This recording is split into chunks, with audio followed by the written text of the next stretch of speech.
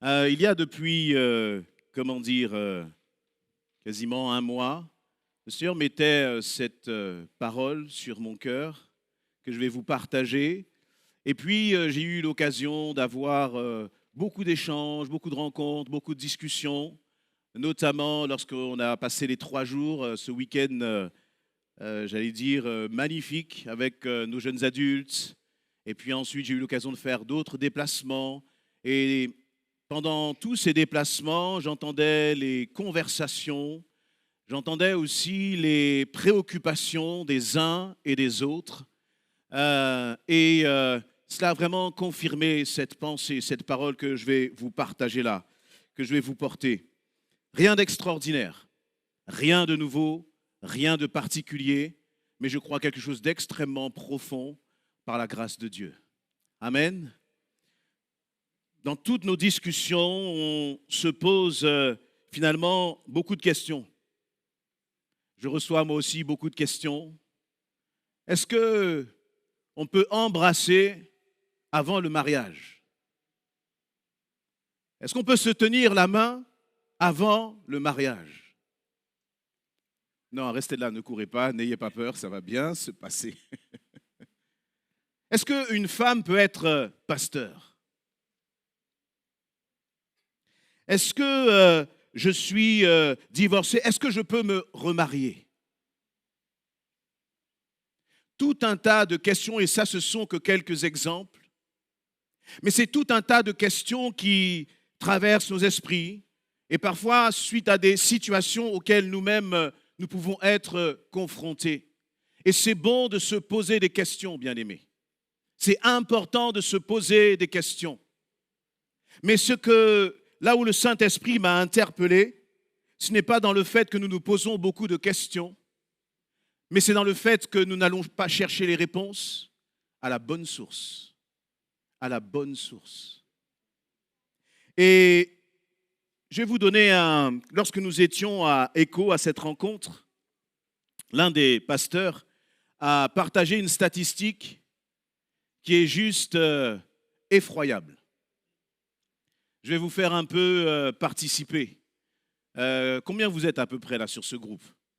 1, 2, 3, 4, 5, 6, 7, 8, 9, 10, 11, ne courez pas, 12, 13, 14, 15, 16, 17, 18, 19, 20, 21, 22. Est-ce que vous pouvez tous vous lever? Les 22 là, voilà. Oui, oui, Wiza, tu fais partie des 22. Et puis, je vais demander à l'équivalent de tout ce groupe-là de se lever aussi. Voilà. Voilà, vous pouvez regarder un peu autour. Imaginons que vous êtes là 34 et que la salle est pleine. Le nombre de personnes là qui est debout, ça représentait en 2010 la population de chrétiens en pourcentage qui lisaient la parole de Dieu au moins une fois dans la semaine. En 2010, il y avait 34% de chrétiens qui lisaient la parole de Dieu. OK? Maintenant, je vais demander à, allez, quasiment tout ce groupe, asseyez-vous, vous restez debout. En 2010, il y avait tout ce groupe-là qui lisait la parole de Dieu. Pas parmi les païens, parmi les protestants qui se disent chrétiens. 2010. En 2025, on est passé de 34% à 20%. Ça veut dire, c'est comme si des hommes et des femmes vont à l'église, louent Dieu, disent j'aime Dieu, disent je suis enfant de Dieu, sont passés par les eaux du baptême en 2010. En 2025, 15 ans plus tard, on a perdu tout ça. Ce n'est pas simplement des hommes et des femmes qui ne lisent plus la parole de Dieu. Ce sont simplement des hommes et des femmes qui ne connaissent plus Dieu. Qui ne connaissent plus Dieu. Qu'est-ce que ça veut dire être chrétien? Vous pouvez vous asseoir, bien-aimés. Non, eux, ils étaient contents. Ils ont dit, nous, on est les survivants. On lit encore la parole. Mais c'est désastreux. Encore une fois, je ne parle pas d'hommes et de femmes qui sont dans le monde. Je parle d'hommes et de femmes qui se disent chrétiens, et qui un jour ou l'autre auront un rendez-vous là-haut. Mais qu'est-ce que vous pensez d'hommes et de femmes qui se disent chrétiens, qui auront un rendez-vous là-haut et qui ne lisent pas la parole de Dieu? Quelle direction? Il y a deux directions et vous les connaissez, bien-aimés. Il n'y en a que deux. Il n'y en a que deux. On se pose beaucoup de questions. Chacune des questions auront un impact sur nos vies à chacun. Donc, je n'ai pas de pupitre. Ah, est-ce que quelqu'un peut me prendre la Bible là? Et toi, tu vas venir là. Il n'y a rien qui va nous arrêter. Hein? Une table? Ah, je veux bien, oui. Merci. Ça ne va pas tenir. Bon, en attendant. Et donc, en regardant j'avais, comme je vous disais, interpellé par vraiment cette pensée du Seigneur qui lançait comme un cri d'alerte. Et en regardant ces statistiques, en entendant toutes les questions, toutes les discussions, je me suis dit, mais Seigneur, finalement, où est-ce que l'Église est en train d'aller aujourd'hui? Où est-ce que nous sommes en train d'aller? Ah, très bien. Hop. Ah, tu peux la reculer. Voilà. Merci. Et ce qui est d'autant plus étonnant, c'est que finalement, la parole de Dieu est négligée, alors que nous vivons à une époque où elle n'a jamais été aussi facilement accessible. Il n'y a pas d'époque où la parole de Dieu n'a jamais été aussi facilement accessible. Quelle que soit ta langue, quelle que soit ta tribu, quel que soit le village d'où tu viens, en un instant, en moins d'un clic, tu as accès à la parole de Dieu. Vous savez, en priant, en méditant, je me suis rappelé de ma bien-aimée grand-mère. Ma grand-mère avait, est-ce que c'est un moment, c'est compliqué de compter, 12, 13 enfants.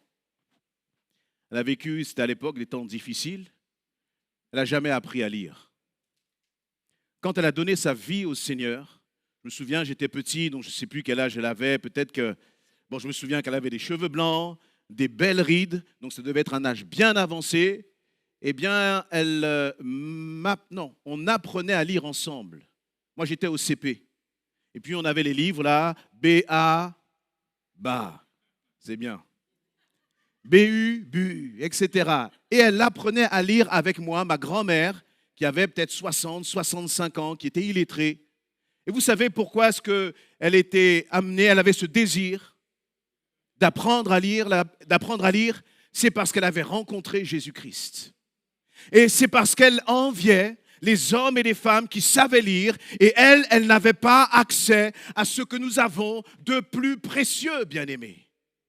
Alors, du haut de ses 65 ans, je ne sais combien, elle avait décidé d'apprendre à lire la Bible. Et moi, je suis l'aîné des cousins. Alors, elle me prenait à côté d'elle, puis elle me disait, on va lire ensemble. Vous voyez, je pense même qu'elle voulait encore apprendre plus à lire que moi. Et en pensant, je dis, mais j'avais cette pensée, je disais, mais mamie, quand je regarde à ce qui se passe aujourd'hui, si toi tu vivais cette époque, et tu voyais tous ces gens, tous ces chrétiens qui en un clic ont accès même à une Bible en audio, combien toi, à cette époque, tu aurais été heureuse. Tu t'es battue pour savoir lire. Nous savons lire et nous négligeons la parole de Dieu. Nous négligeons la parole de Dieu.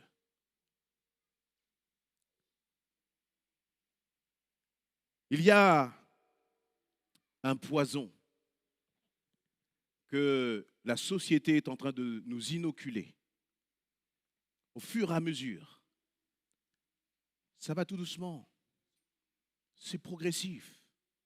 Que j'ai appelé le conformisme au siècle présent. Le conformisme au siècle présent, ce n'est pas moi qui l'ai inventé. C'est Romains chapitre 12, verset 2.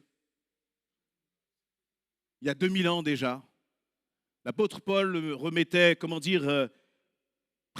prévenait son peuple, prévenait l'Église. Et il disait, ne prenez pas comme modèle le monde actuel. À petite dose, Ça va tout doucement, tranquillement, d'une génération à l'autre. Sauf que nous voyons tous, avec un peu de recul, que les choses sont en train de s'accélérer. Avant, c'était des petites doses. Maintenant, c'est des méga-doses qu'on nous envoie. Il y a tellement de sujets. Mariage et famille. Quel est le bon schéma familial? Il y a ce que la société dit et il y a ce que la Bible déclare. L'avortement, on peut trouver tout un tas de bonnes raisons et je ne veux pas rentrer dans des détails, je ne veux pas rentrer dans des exceptions. Mais il y a ce que la société dit et il y a ce que la Bible déclare. Homosexualité, il y a ce que la société dit et il y a ce que la Bible déclare.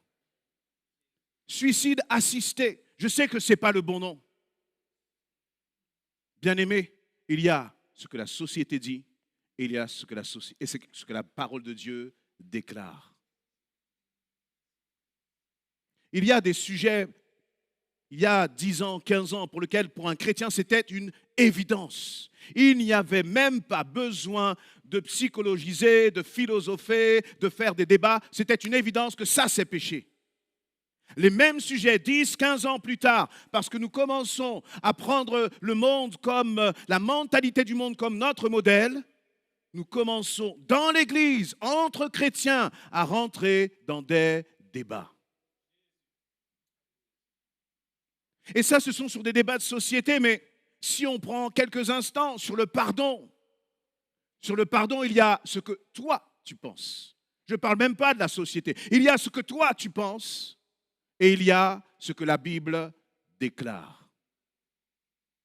Et ce qui compte, bien-aimé, ce n'est pas ce que la société pense, ce n'est pas ce que toi, tu penses, ce n'est pas ce que moi, je dis, mais c'est ce que la parole de Dieu, elle, déclare. Et j'insiste, il y a ce qui est dit et il y a ce qui est déclaré. Et ça, là, ça ne va pas bouger jusqu'à temps que Jésus revienne. Il n'y a pas un iota qui va changer. Le monde, la société va évoluer, va devenir de plus en plus moderne, etc., etc. Mais ça, là, c'est béton. Ça ne va pas bouger, bien-aimés. Et c'est à nous d'être des chrétiens, des hommes, des femmes, avec une colonne vertébrale solide. Solide. Amen. Amen.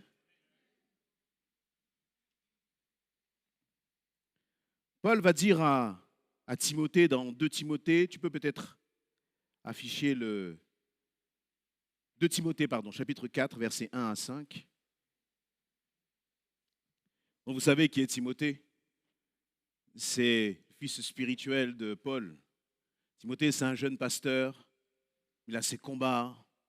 Il a un grand défi pour mener l'Église, accompagner l'Église, faire grandir l'Église, enrichir le peuple de Dieu. Et dans ce chapitre-là de cette lettre à Timothée, Paul va dire, c'est pourquoi devant Dieu, devant Jésus-Christ, qui va juger les vivants et les morts. Et dans la perspective de sa venue et de son règne, je te le recommande solennellement. Prenons juste 5 secondes. Il dit, Jésus va revenir. Dans son règne, il va y avoir un jugement. Et ce qui est important là, pour que tu puisses, toi, Timothée, te préparer et préparer l'Église au retour de Jésus-Christ. Et dit, je te le dis solennellement, c'est-à-dire là, c'est une lettre qu'il envoie à Timothée, mais il te dit, Timothée, quand tu lis ces mots, arrête-toi quelques instants.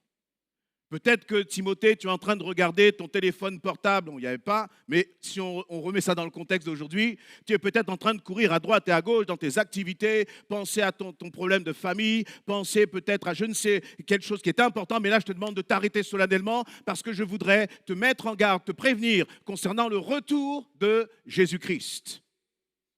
Alors maintenant, qu'est-ce qui arrive derrière ce mot solennellement? Proclame la parole. Est-ce qu'il y a un point derrière? Virgule.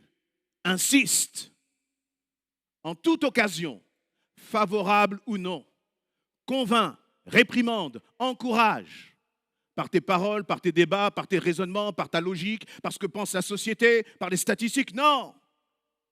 Pour le retour de Jésus-Christ, enseigne l'Église, réprimande, encourage par ton enseignement avec une patience inlassable. Ça veut dire jusqu'au bout, jusqu'à ton dernier souffle. Voilà, Timothée, ce qui est important de faire lorsque tu t'adresses à mon peuple, parle-leur de ma parole. Parle-leur de cette lettre d'amour que moi, j'ai laissée à mes enfants. Souvent, je remercie le Seigneur de ce qu'on s'appelle essentiel. Tout le reste, on peut faire beaucoup de choses, mais pour nous préparer au retour de Jésus-Christ, le plus important, c'est la parole, bien-aimé. Et il dit insiste, insiste. Tu n'entends pas de l'oreille droite, on va insister, on va passer par l'autre oreille, mais on ne va pas arrêter de proclamer le message de l'Évangile. Alléluia. Parce que c'est ça qui va faire toute la différence. Et c'est vrai que quand on entend parler du retour de Jésus-Christ, ça fait quand même 2000 ans que ça a été écrit. Mais on a deux options. Soit on se dit, bien, concernant le retour de Jésus-Christ, bon, il n'est pas encore venu. Donc comme il n'est pas encore venu, on peut se relâcher un peu. Ou soit on prend cette affaire au sérieux. Et si nous prenons au sérieux le retour de Jésus-Christ, alors dans nos vies, nous devons commencer à prendre au sérieux la parole de Dieu. Quelqu'un qui dit « je me prépare au retour de Jésus-Christ » et qui ne médite pas la parole de Dieu, il néglige ce retour. Le retour de Jésus-Christ se prépare sérieusement en passant du temps dans la parole de Dieu. Amen. Je vais partager avec vous, mais il y en aurait certainement beaucoup plus, quelques risques ou avertissements si on néglige la parole de Dieu. Et puis très rapidement, je vais passer à, j'allais dire, ce qui excite mon cœur. C'est lire la parole, c'est tellement bon. C'est tellement précieux. J'ai passé tellement de bon temps à préparer cette prédication. Vous savez pourquoi? Parce que pour préparer cette prédication, j'ai passé du temps là où il y a, comment dire, dans le meilleur des endroits, avec la meilleure des personnes. Parce que pour préparer la prédication, j'ai passé du temps dans la parole de Dieu. Et c'était tellement bon. Et je vais vous partager avec vous vraiment des paroles d'encouragement sur le pourquoi c'est nécessaire de passer du temps dans la parole de Dieu. Mais avant de vous parler de cela, je voudrais quand même mettre en avant quelques risques si on ne marche pas selon la parole de Dieu. Je crois que c'est vraiment important. Vous vous souvenez dans Matthieu chapitre 4, verset 6, comment la première tentation de Jésus a commencé? Vous vous souvenez? Jésus a passé 40 jours dans le désert, sans boire, sans manger. Ne faites pas cela, c'est Jésus, ok? Voilà, si vous avez soif, même levez-vous un peu, il fait un peu chaud, n'hésitez pas. Mais pour Jésus, c'était 40 jours dans le désert, sans boire, sans manger. Et là, qu'est-ce qui se passe? Eh bien, il est transporté par le Saint-Esprit dans le désert. Alors, je ne sais pas si pendant ces 40 jours sans boire, comment? 4-4, oui. En fait, j'allais passer directement au 4-6. Mais merci, mon frère. Là, en fait, vous savez, il y a eu à 3 reprises, Satan va utiliser des moyens pour tenter Jésus. Et puis, à un moment, il va justement dans le 4, verset 6, il va dire ceci à Jésus, « Si tu es le Fils de Dieu, jette-toi en bas, car il est écrit, il donnera des ordres à ses anges à ton sujet, et ils te porteront sur leurs mains, pour que ton pied ne heurte pas de pierre. » Cette parole-là, ça correspond au psaume 91, verset 11. Satan utilise la parole de Dieu, même pas la parole de Dieu, un verset. Je reviendrai tout à l'heure là-dessus. Il utilise un verset pour faire tomber Jésus. Et vous savez à chaque fois comment Jésus a répondu. Il est écrit. Jésus avait besoin de connaître la parole. C'est étonnant, hein? Lui qui est la parole faite chair, il avait besoin de connaître la parole pour faire face aux attaques de l'ennemi. Si Jésus a besoin de connaître la parole pour faire face aux attaques de l'ennemi, qui parmi nous n'a pas besoin de la parole pour savoir comment gérer son couple? Quel parent parmi nous n'a pas besoin de plonger ses regards dans la parole pour élever ses enfants dans un contexte aussi difficile? Quel jeune parmi nous, quel célibataire parmi nous n'a pas besoin de plonger ses regards dans la parole pour dire non à l'ennemi? Y a-t-il quelqu'un parmi nous qui puisse dire « J'en ai pas besoin ». Jésus lui-même, à chaque fois que Jésus a fait quelque chose, ce n'était même pas tant pour lui, mais c'était pour être un modèle et pour nous montrer comment nous devons fonctionner. Et la parole, on ne la connaît pas de façon approximative. Parce que si tu connais la parole uniquement de façon approximative, eh bien, dans une telle situation, surtout quand ça nous arrange, bien-aimés, surtout quand on nous dit quelque chose qui va dans notre sens, ah ben oui, je comprends, c'est pas si facile de pardonner. Hop, on saute dessus, on met le pardon de côté et on a dit, le pasteur a dit, c'est pas facile. C'est pas facile, mais il faut pardonner. Vous voulez d'autres options? Il n'y a pas d'option. Fais ce que le Seigneur te demande de faire. Et tu découvriras bien là où il va t'emmener. Mais faites confiance au Seigneur, bien-aimé. Faites-lui confiance. Parce que si on ne prend pas du temps pour méditer la parole de Dieu, on prend le verset là, et puis eh bien on se dit, écoute, moi là, je suis dans un moment de faiblesse, de difficulté, je vais me jeter. De toute façon, tu m'as donné le psaume 91, 11, je ne sais pas ce qu'il y avait avant, je ne sais pas ce qu'il y avait après, qu'est-ce que disait le verset 12, qu'est-ce que disait le verset 10, c'est pas grave, tu m'as donné un verset, ça m'arrange, je saute. Si Jésus là avait sauté, vous et moi, les portes de l'enfer nous seraient grandes ouvertes. Le problème, c'est que maintenant, nous aussi, nous avons nos responsabilités à prendre face à la parole de Dieu. Donc, il ne s'agit pas simplement de connaître la parole, mais il s'agit vraiment d'aller en profondeur et ne pas se limiter à quelques miettes. La parole de façon approximative, la superficialité dans la dimension de la méditation de la parole de Dieu, ça mène à l'échec. À l'échec, bien-aimés. Nous devons être, comme je disais, des hommes, des femmes avec une colonne vertébrale spirituelle qui soit solide. Et pour résister finalement à tous ces raisonnements qui nous viennent de la société, ce n'est pas évident. Moi, je me mets à la place de nos jeunes.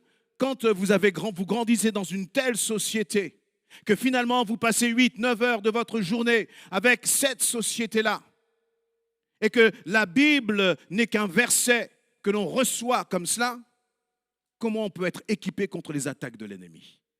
Ce n'est pas possible. Ce n'est pas possible. Mais je crois que nous avons besoin de réaliser le danger d'une négligence de la parole de Dieu.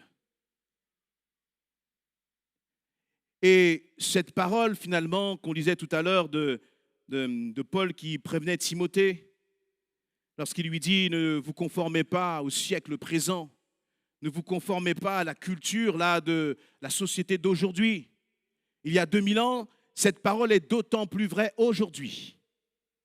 Ce n'est pas parce que moi je le dis, ce n'est pas parce que moi je le ressens, parce que c'est écrit. Qu'est-ce qui est écrit?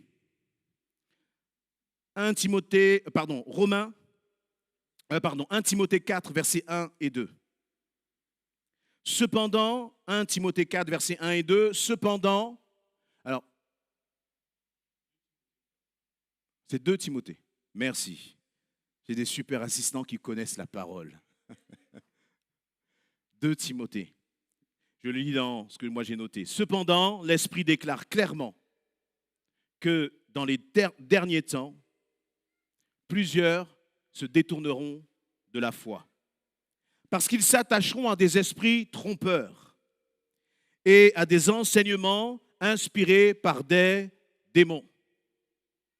Ils seront séduits par l'hypocrisie de prédicateurs, de mensonges dont la conscience est comme marquée au fer rouge. Quand est-ce que cela va arriver? C'est 2 Timothée 3,1, ma sœur. Merci. 2 Timothée 3,1. Cependant, l'Esprit déclare clairement que dans les derniers temps ou dans la période finale de l'histoire. Vous vous souvenez de nos statistiques là? Il y avait 2 rangs assis, 2010, 2025, donc l'année dernière, 1 rang s'est assis. Ne voyons-nous pas que c'est une réalisation de ce que Paul avait déjà écrit à Timothée? Quand je dis Paul, ce n'est pas Paul. Le Saint-Esprit qui a écrit et qui nous écrit. Et il nous dit, dans la fin des temps, dans la période finale de l'histoire, il y a un rang qui va s'asseoir. Dites-moi, bien-aimés, si en 15 ans, il y a un rang qui va s'asseoir, et si dans 15 ans, Jésus n'est pas encore revenu, qu'est-ce qui va rester de ce rang-là? Qu'est-ce que toi, tu vas décider? Est-ce que tu vas te dire, enfant de Dieu, et conformer ta vie au siècle présent? Ou est-ce que tu vas dire, moi, je veux rester fermement attaché à la parole de Dieu? Quel que soit ce que les autres vont dire, quel que soit ce que les autres vont penser, moi, ce qui compte pour ma vie, pour ma destinée, c'est ce que Dieu a déclaré. Dans la période, de la fin de l'histoire, dans les derniers temps, c'est ce qui va se jouer, bien-aimé. C'est ton amour de la parole de Dieu. Ce qui va se jouer, c'est ton attachement à la parole de Dieu. Amen. Et si nous n'avons pas la parole, nous allons mener des vies qui vont être bancales. On va passer par les eaux du baptême. On a une conversion, profonde repentance. On passe par les eaux du baptême. Seigneur Jésus, je t'aime. Et tout ça est réel. C'est une vraie expérience qui est vécue, une vraie conversion qui est vécue. Mais si finalement, petit à petit, sur le chemin, tu commences justement à négliger la parole de Dieu, tu vas perdre la foi. La foi vient de ce qu'on entend, et ce qu'on entend ne vient pas des chants, ne vient pas des débats, ne vient pas des discussions, mais la foi vient de la parole de Dieu. Tu traverses des moments difficiles, tu traverses des tempêtes, des épreuves, tu as besoin de foi.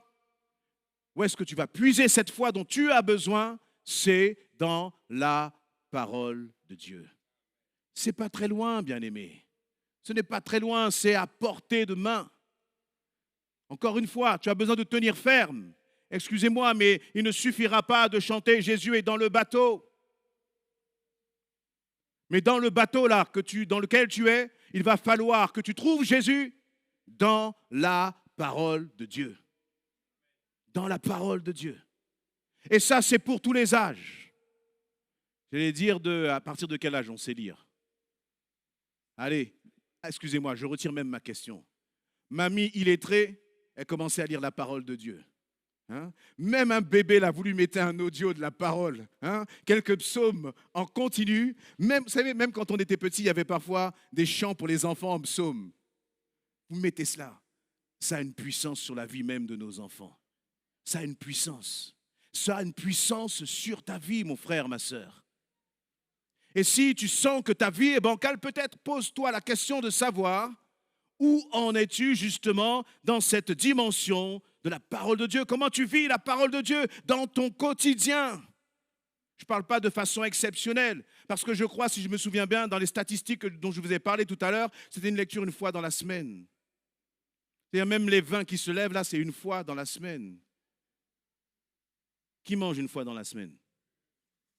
Ah, Jérémie l'a dit, no way. Et Mégane, elle a dit, c'est clair. Je pense que le frère, il doit bien manger. Et pourtant, quand il s'agit de ce que nous avons de plus important, ton âme, on ne la nourrit pas comme il le faut. Et vraiment, je voulais vous mettre en garde et peut-être nous réveiller sur cet aspect. Et puis, en continuant de méditer sur la parole, finalement, quand on commence à la goûter, et la parole, Jésus le dit lui-même, L'homme ne vivra pas de pain seulement, mais de toutes paroles qui sortiront de sa bouche. De sa bouche. Moi, la parole de Dieu, je la considère comme le meilleur des repas. Le meilleur des repas. C'est tellement bon.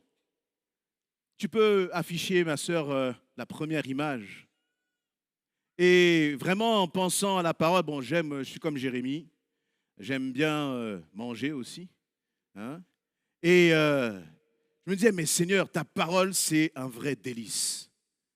Demande à ton frère, ta sœur à côté de toi, qu'est-ce qu'il aime comme plat à manger? Hein? Non, et puis, si ton épouse est à côté, chérie, tu sais ce qu'il faut préparer ce soir. Hein? Hein? C'est un délice, la parole de Dieu. Vous savez pourquoi? Parce que quand on parle de la parole, c'est bon, arrêtez de penser à manger, arrêtez de penser au ventre, là. Hey, revenez là sur le spirituel. Parce que quand on pense à la parole, on pense aux contraintes. J'arrive pas, je comprends pas, etc., etc. Moi, je pense aux délices. Et je crois que c'est un délice que le Seigneur nous a préparé d'avance. Amen. Il dit, l'homme ne vivra pas de pain seulement. Qui croit que là, et le Seigneur, sinon, il aurait mis comme des barbelés autour de la parole pour dire, quand tu vas toucher là, je veux que ça te pique, que ça te fasse mal. Non. Même quand je réfléchissais, vous savez, chaque jour, je suis étonné. Peut-être pour ceux qui le savent, chaque jour, je partage une vidéo qui s'appelle Parole du jour. Ça doit faire, je sais pas, 13, 14 ans que ça dure. Et sur Internet, ça fait 1400 vidéos. Et je n'ai jamais trouvé la réponse de savoir comment le Seigneur faisait pour me donner l'inspiration. Mais en fait, en préparant là ce message, je me dis, mais c'est simple. C'est extrêmement simple. C'est que quand tu lis ta parole chaque jour, il y a toujours une pépite que le Seigneur va te révéler. Il y a toujours, vous voyez là, moi j'aime bien le couscous. Donc j'ai dit à ChatGPT, fais-moi une belle image avec du couscous, s'il te plaît. Mais vous voyez, il y a toujours, peut-être c'est la petite carotte, peut-être c'est le petit morceau de viande de bœuf. Ah, je sais, il y a des Ivoiriens qui disaient ils ont leur bon plat, les Haïtiens vont parler de leur bon plat, etc. Mais vous voyez, il y a toujours un ingrédient là que l'on aime.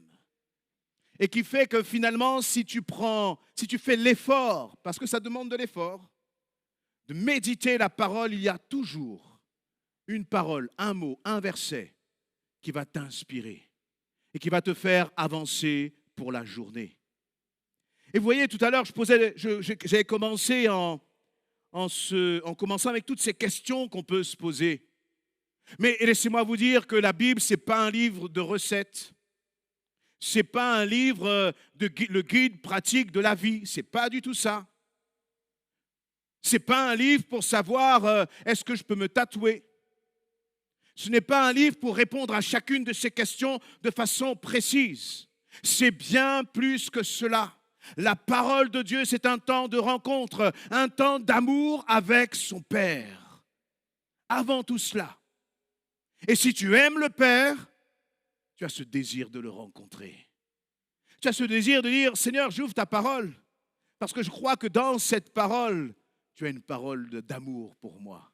Alors attention, parce que comme on est des sentimentaux, on est toujours derrière l'amour, la compassion. Tout à l'heure, il a dit, tu réprimandes. Vous vous souvenez à Timothée, Seigneur, tu vois le chemin sur lequel je marche, et réprimande-moi par ta parole.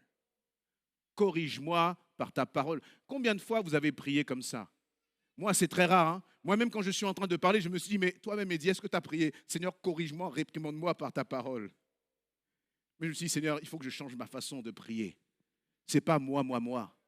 Mais j'ai besoin de toi, de me laisser corriger. Parce qu'à chaque fois que je me laisse corriger par le Seigneur, il me remet justement sur le chemin de la bénédiction, sur le chemin de la grâce, sur le chemin là où il va se produire des délivrances, des miracles et des prodiges.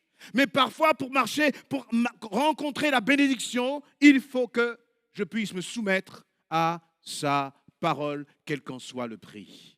Amen. C'est une lettre d'amour, ce n'est pas un livre de recettes de cuisine. Parce que c'est vrai, avec notre société, avec les vidéos, on a l'habitude d'avoir tout rapidement. Comment faire ceci en 3 minutes? S'il n'y a pas d'ailleurs marqué le 3 minutes, on ne rentre pas dans la vidéo. Les secrets de les 4 secrets de la prière. Ah, si c'est 4 et que la vidéo dure 10 minutes, c'est bon pour moi. Mais le Seigneur te dit non, range tout ça. Lis ma parole. Parce que c'est ma lettre d'amour. Et puis, si tu ne comprends pas, justement, c'est ça qui m'intéresse. Que tu ne comprennes pas. Parce que lorsque tu ne comprends pas, toi et moi, on va rentrer dans un dialogue. Parce que moi, ton père, j'ai besoin de discuter avec toi, qui est mon enfant. Tu ne comprends pas, non, ne referme pas trop vite. Reste là, mon enfant. On va passer du temps ensemble. Amen. Encore vendredi, ou je ne sais plus, avec le pasteur Patrice. Nous, comment dire, on se connecte chaque mardi pour, là notamment, étudier le livre de l'Apocalypse. Quand on éteint la vidéo, on se regarde, on se dit, waouh, qu'est-ce qu'on a appris des choses. Nous qui sommes appelés à enseigner l'Église, nous sommes les premiers à apprendre encore. Et je dis, Seigneur, il n'y a que de ta parole qu'on a fait 1 fois, 2 fois, 50 fois. On l'a lu 50 fois. Et chaque fois, chaque verset, il y a une pépite précieuse que tu nous apprends. Qu'est-ce que c'est bon, Seigneur, mon Dieu, mon roi. Amen. Amen, bien-aimés. Alléluia.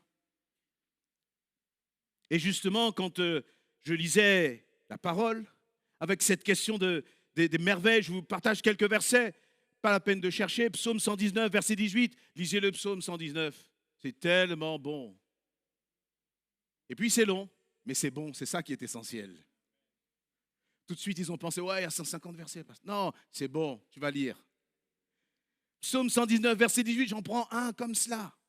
Ouvre mes yeux pour que je contemple les merveilles de la loi. Allez dire au psalmiste, c'est trop dur, c'est trop long. Lui, il dit, ouvre mes yeux, Seigneur, pour que je puisse contempler les merveilles de ma loi. Ça, c'est dans l'Ancienne Alliance. Mais Jésus lui-même va donner cette petite parabole. Il va dire dans Matthieu 13, 44, le royaume des cieux, il ressemble à un trésor enfoui dans un champ. Je répète, le royaume des cieux ressemble à un trésor enfoui dans un champ. Le gars, il rentre dans un champ, il trouve un trésor, il dit « Waouh, génial !» Il découvre le trésor, il cache ça à nouveau, il s'en va, débordant de joie, et il vend tout ce qu'il possède. Tout ce qu'il possède. Le gars croyait qu'il était riche. Il avait peut-être une belle maison, il avait peut-être, je ne sais pas, des cryptos, etc. Il avait des placements, toutes sortes de placements financiers, des actions en bourse. Il a trouvé la parole de Dieu, il a trouvé le royaume, il a pris tout ça, il a dit, hop, j'achète le champ tout entier. Personne ne s'approche là, parce que là, il y a quelque chose qui est précieux, la parole de Dieu. Amen. Et nous disons, ah, je suis trop fatigué, c'est trop dur, c'est trop long, je n'ai pas le temps, parce que tu n'as pas réalisé que tu as un trésor à portée de main, un trésor pour ta vie, un trésor pour ton avenir, pour ta destinée. Lui, il a tout compris, cet homme-là. Et il va dire, je vais tout vendre, parce que c'est ce qu'il y a de plus important pour moi. Et il nous est dit que son cœur est débordant de joie. Alors, vous voyez, bien aimé, encore, je reviens sur le fait que la parole de Dieu n'a jamais été aussi accessible qu'aujourd'hui, et en même temps, n'a jamais été aussi négligée que maintenant. Que maintenant. Il y a un autre passage où là aussi, le Seigneur va mettre en garde, il va dire pour entrer, Matthieu 7, 21, pour entrer dans le royaume des cieux, il ne suffit pas de me dire Seigneur, Seigneur. Pour entrer dans le royaume des cieux, il ne suffit pas de dire Seigneur, Seigneur. Qu'est-ce qu'il faut faire? Il faut accomplir la volonté de mon Père céleste. Bien aimé, on pourra le dire dans toutes les langues. Yeshua. Ça ne te fait pas rentrer dans le royaume des cieux. Qu'est-ce qui te fait rentrer dans le royaume des cieux? Accomplir la volonté de Dieu. Et une fois que tu as accompli la volonté de Dieu, qu'est-ce que tu fais? Tu chantes Yeshua. Mais tu ne te contentes pas de crier Yeshua. Parce que là, le Seigneur dit, j'entends pas. Moi, j'entends quand tu fais ma volonté. Comment tu vas trouver sa volonté? Dans la parole de Dieu. C'est basique. Je vous avais prévenu, hein? Je ne vous apprends rien aujourd'hui. C'est basique. Mais quand on fait le basique, laissez-moi vous dire qu'on va droit là, dans la bénédiction de notre Dieu. Amen. Dieu ne nous demande pas des choses extraordinaires. C'est simple. Mais le simple est négligé. Le simple est négligé. J'étais aussi interpellé dans cette question-là d'amour pour la parole. Il y avait un petit bonhomme. Est-ce qu'on a des enfants de 8 ans là parmi nous? Mathis, t'as quel âge? 5, bon presque. Dans 3 ans, tu pourras devenir roi. 5, t'as dit, hein, c'est ça. Il a 5 ans. Dans 3 ans, il y a un jeune enfant qui est devenu roi. Hein. Vous prenez Mathis, là, dans 3 ans, il est devenu roi. Il va rentrer à la maison et dire, papa, dans 3 ans, là, je suis roi.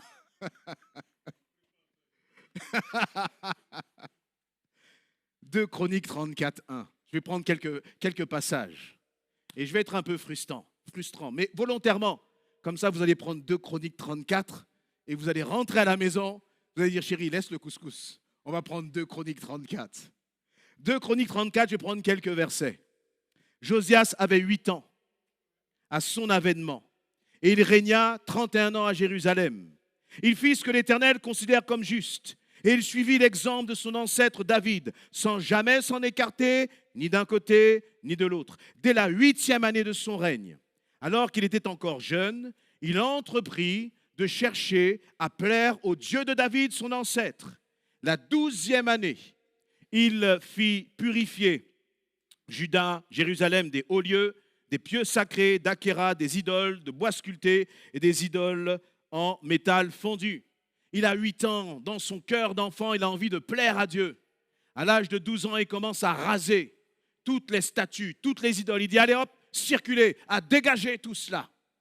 Ensuite, je passe au verset 8, à 18 ans, donc 10 ans plus tard, qu'il devienne roi.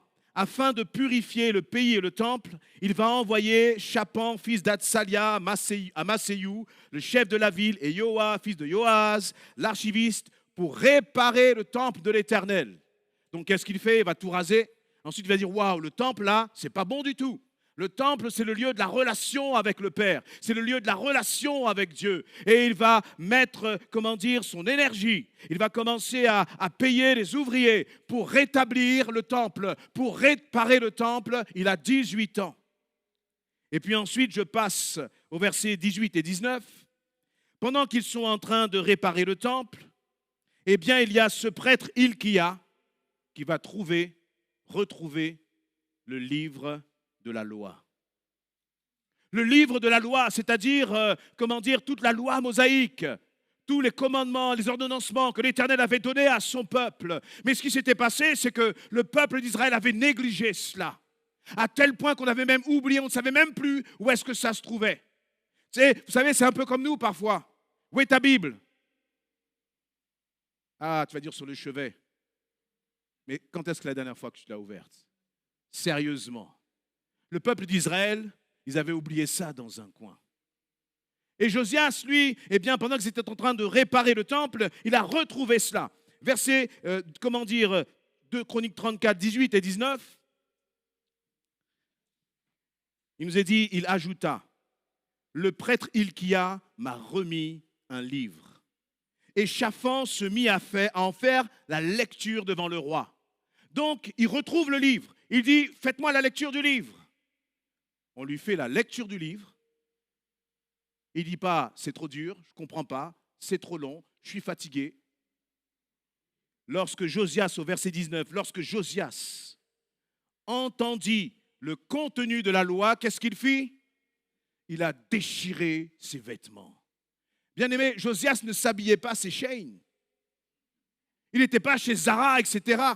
les habits là qu'il est en train de déchirer, ce sont les habits d'un roi, des habits avec les matériaux les plus précieux, les habits qui lui-même lui font, comment dire, avoir de la valeur aux yeux des hommes.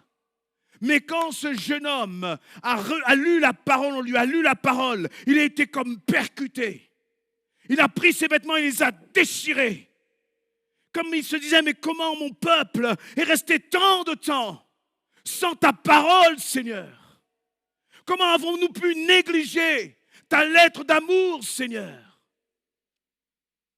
Tout ce que j'ai, tout ce qui fait de moi cet homme de pouvoir, même si je t'aime, Seigneur, finalement, je suis en train de réaliser qu'il me manque une chose, ta parole. C'est quand la dernière fois que tu as déchiré tes vêtements en lisant la parole de Dieu? Et vous voyez bien ce qu'on veut dire par là. Prendre du plaisir. Ah, excusez-moi. J'ai Siri qui me dit, voilà, ok, ce que j'ai trouvé sur Google concernant déchirer les vêtements. Tais-toi. Oh.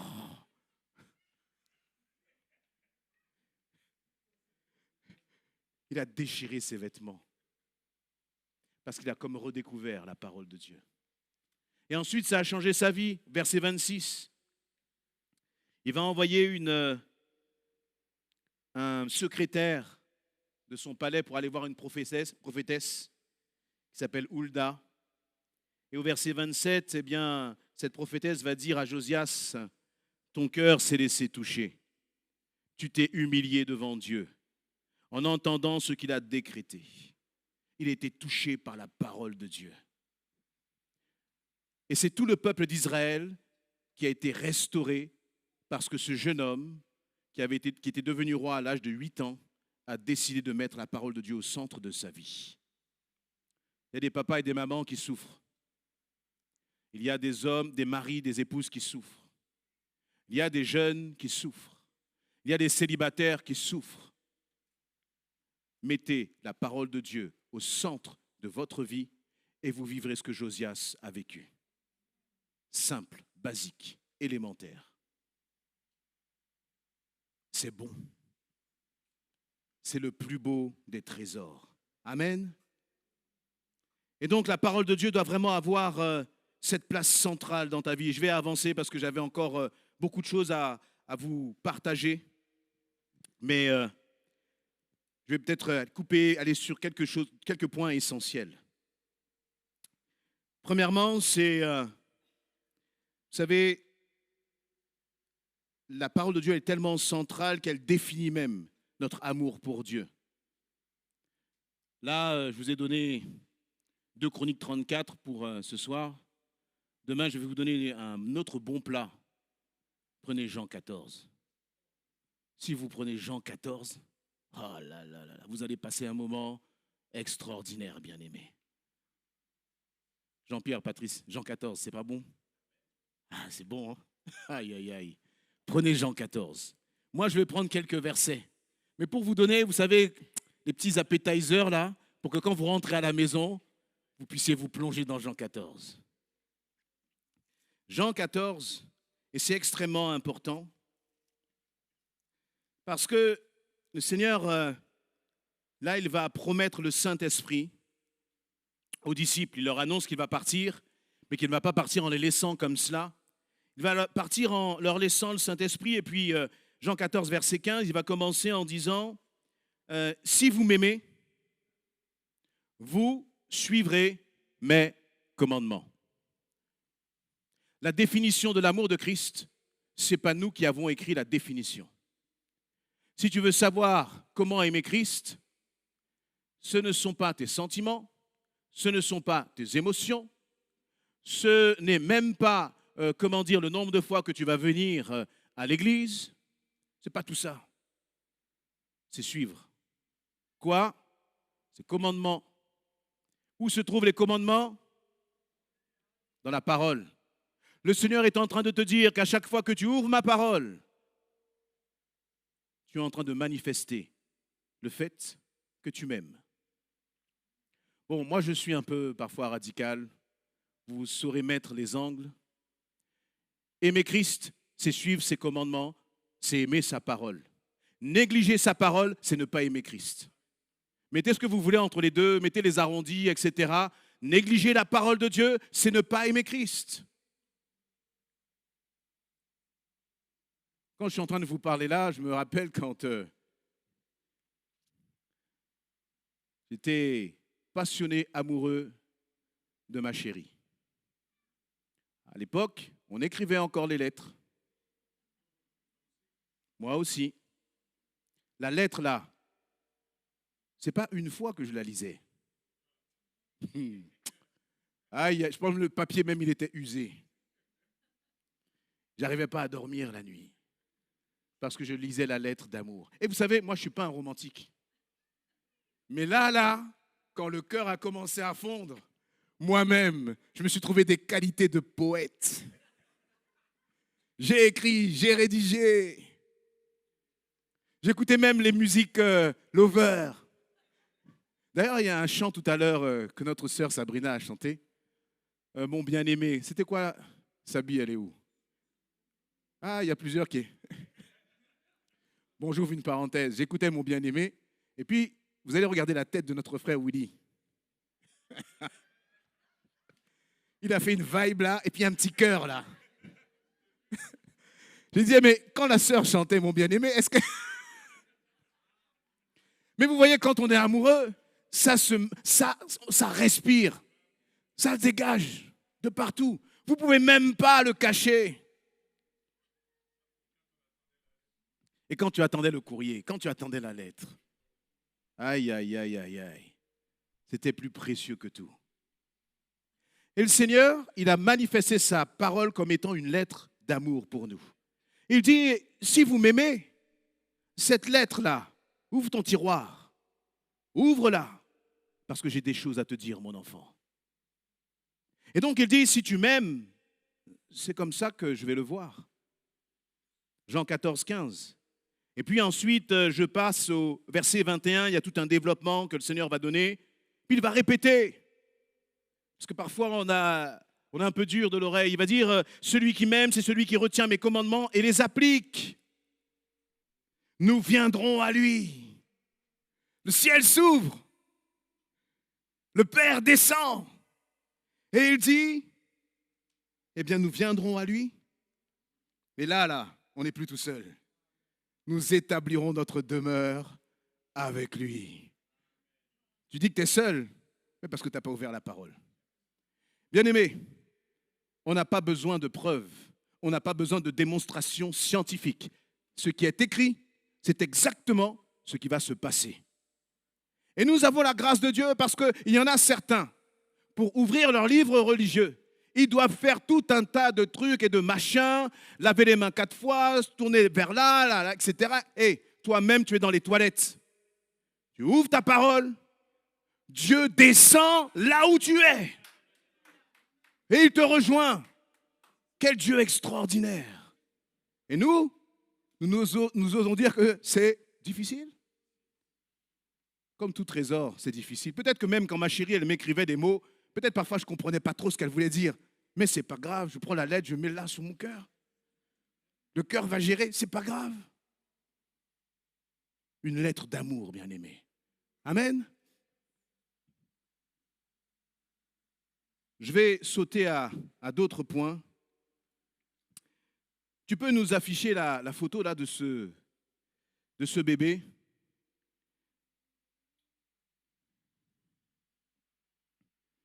Voilà, il est mignon. Hein? Ce bébé-là, vous savez ce que ça représente? Ça représente quand toi et moi, on a rencontré Jésus-Christ, on lui a donné notre vie, on s'est convertis. On était des bébés spirituels. Le pasteur, je vois sa tête, il dit, mais où il va? Une rencontre avec le Seigneur. Quelqu'un qui a découvert le Seigneur. Amen. Et il y a un autre concept de la parole, dans la parole, qui est le bébé barbu. Vous avez déjà lu ce verset? Tu peux mettre la photo, ma sœur?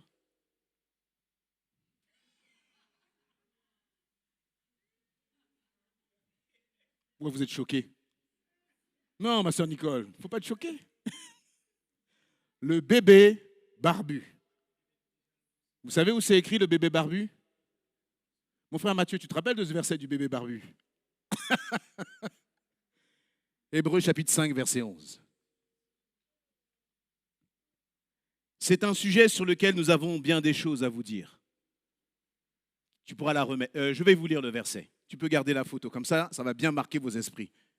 Hébreux 5, 11. C'est un sujet sur lequel nous avons bien des choses à dire et qui sont difficiles à expliquer, car vous êtes devenus lents à comprendre. Ce n'est pas moi qui le dis, ne vous fâchez pas contre moi. Je n'aurais jamais osé dire que vous êtes lents à comprendre et que nous sommes lents à comprendre. C'est la Bible qui dit cela, d'accord?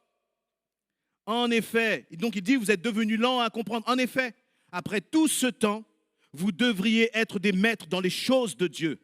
Or, vous avez de nouveaux besoins qu'on vous enseigne les rudiments de Dieu.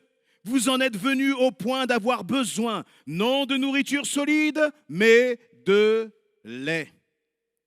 Verset 13. Celui qui continue à se nourrir de lait n'a aucune expérience de la parole qui enseigne ce qu'est la vie juste. C'est encore un bébé. Les adultes, là il parle à une autre population.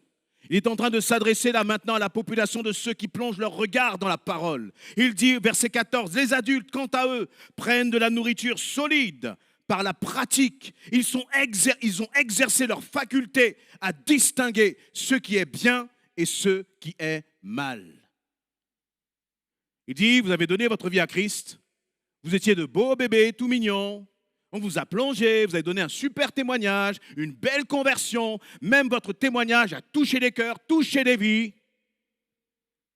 Mais ce qui est malheureux, c'est que quelques années plus tard, vous êtes des gros barbus, avec des corps de bébé, et bien sûr, ce n'est pas que pour les hommes. Tu as mis le gloss, tu as mis les longs cheveux, etc. Mais tu es encore comme un bébé spirituel. J'ouvre une parenthèse.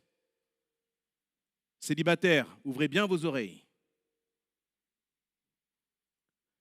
La Bible dit que celui qui se marie dans le Seigneur. S'il vous plaît, soyons sérieux avec la parole de Dieu. N'allez pas chercher ce genre d'homme-là pour construire votre vie. Femmes célibataires, hommes célibataires, n'allez pas chercher l'équivalent là de ce genre de femme pour construire votre vie. Il est beau gosse. Comme ils disent, il est sucré. Mais ne regarde pas que sa tête. Ne regarde pas que sa tête. C'est pas parce qu'il t'a dit j'aime Jésus. C'est pas parce qu'il est venu 2 fois là dans l'église. C'est pas parce qu'il sait te réciter Jean 3,16 car Dieu a tant aimé le monde. Sois sérieux avec la parole de Dieu. Parce que si tu as envie de fonder ta vie avec ce genre d'individu, tu sais ce qui va se passer. J'aurais presque dû vous afficher la tête de notre sœur Nicole quand elle a vu le gros barbu avec le petit corps de bébé. Vous seriez choqués. Mais vous savez ce qui se passe? Lorsque le Seigneur nous voit, lorsque le Saint-Esprit vous voit, et que vous essayez de vous convaincre vous-même que l'homme là à qui tu es en train de parler, que la femme à qui tu es en train de parler, c'est quelqu'un qui aime Dieu, il n'est pas contre Dieu, voilà ce que tu es en train d'épouser. Il y a des célibataires dans la salle? Est-ce qu'il y a des célibataires dans la... Ne levez pas votre main. Est-ce que le message est clair, frères et sœurs, célibataires, hommes et femmes? Levez votre main si le message est clair. Sinon, je demande au pasteur Patrick de venir mettre encore un petit coup. C'est bon, c'est clair, pasteur. Amen. Et le Seigneur nous invite vraiment à ce qu'on puisse avancer. Ne pas rester comme des bébés spirituels, mais aller beaucoup plus loin. Désolé, bien-aimés, j'ai presque terminé. Je vais vous donner un dernier point. Et parce que justement, vraiment, il y avait cette notion de plaisir, de la nourriture, de la parole de Dieu. Le Seigneur m'a inspiré. Vous savez ce que c'est que le Nutri-Score? Vous savez, hein, quand vous achetez un produit, vous voyez, les vieux tacos empoisonnés que vous achetez là, il faut regarder, est-ce que de A à D, comment dire, la couleur. eh bien, je vous enverrai, j'ai fait un petit Nutri-Score spirituel. Et on va terminer avec cela. Alors, peut-être qu'on ne voit pas très bien. Il y a 3 étages dans mon Nutri-Score, je vous enverrai l'image. Il y a 3 étages. Le premier étage, la fondation de la pyramide, c'est quoi? C'est la parole de Dieu. C'est la fondation. Au-dessus, vous avez parole du jour, les prédications, les podcasts chrétiens, les films chrétiens, etc. Tout ce qui peut aider. Et puis tout au-dessus encore, eh bien, vous avez tout ce qui est les discussions, les débats que l'on peut avoir autour de la parole de Dieu, etc. Vous voyez, et tout ça, ça va vous aider justement à avancer, à méditer la parole de Dieu. Mais ce qui est très important là dans ce que je vous partage, c'est la base. Vous savez pourquoi? Parce que quand j'entends les discussions, on fait tout sauf la base. C'est-à-dire que notre vie spirituelle, notre doctrine, notre foi est appuyée et s'appuie sur ce que nous voyons sur les réseaux sociaux, sur ce que nous entendons sur les podcasts, sur, et je vais le dire clairement, la plaisanterie d'un verset par jour. Vous voulez que je vous donne un verset par jour? Je vais vous en donner un. Osée chapitre 1, verset 2. La première fois que l'Éternel adressa la parole à Osée, l'Éternel dit à Osée, Osée, va prendre une femme prostituée et des enfants de prostitution, car le pays se prostitue, il abandonne l'Éternel. Période. Rien derrière, pas de contexte, rien. Je vous donne ce verset. Mais pourquoi, si vous recevez du pasteur ce verset, c'est biblique. Vous allez être étonné, c'est dans la Bible. La réalité, c'est que nous nous contentons d'un verset par jour, comme des bébés bien barbus. Et nous croyons avancer dans notre vie avec le Seigneur. Et finalement, notre connaissance de la parole de Dieu, elle est fondée sur les 2 étages, sur les débats. Mais le problème, c'est qu'une fois que tu as écouté tous ces débats-là, tu ne sais toujours pas ce que dit la parole. Tu sais ce que dit j'allais dire Jacques et Paul, mais sinon, non, Kevin, Brian, comme ça on sait que ce n'est pas des gens de la parole. Hein, on sait ce que dit Kevin et Brian, mais tu ne sais toujours pas ce que dit la parole. Tu vas écouter tel débat, tel, etc. Même dans la prédication. Si vous vous contentez d'une prédication pour avancer dans votre vie en Christ, c'est toujours pas la parole. La prédication n'est pas l'étude biblique. La prédication n'est pas l'étude de la parole. On prend quelques versets, vous avez vu, on est bousculé, on doit aller vite, etc. On ne peut pas rentrer dans les détails. Tout est bon. Vous allez voir une série chrétienne, c'est bon. Vous allez voir Chosen, c'est bon. C'est bon à une condition, c'est qu'il y a la base de la pyramide. C'est que tu sois dans la parole, tu sais ce que la Bible dit, de façon à ce que lorsque tu entends, tu regardes quelque chose, tu puisses dire, ça, ce n'est pas dans la parole. Ça, c'est bien fait. Ça, j'apprécie, ça m'aide. Le problème, c'est que comme nous sommes devenus superficiels, eh bien, nous nous contentons des 2 étages et nous croyons que nous avons médité la parole de Dieu. Je vais m'arrêter là, bien-aimés, et je vous enverrai le Nutri-Score spirituel. Et c'est quelque chose qui est très pratique pour nous aider à avancer, grandir dans la parole. Nous avons tous une Bible et ce que le Seigneur attend de nous, c'est cette rencontre d'amour, encore une fois. Juste ça. Vous savez, même, vous pouvez chanter, hein, mais tous les chants, moi j'ai comme un scanner, tous les chants, je les passe en revue à la lumière de la parole de Dieu. Et le chant, il prend encore plus de valeur parce que, justement, il y a la parole derrière. Il faut revenir à l'essentiel. Vous êtes d'accord, bien-aimés? Amen.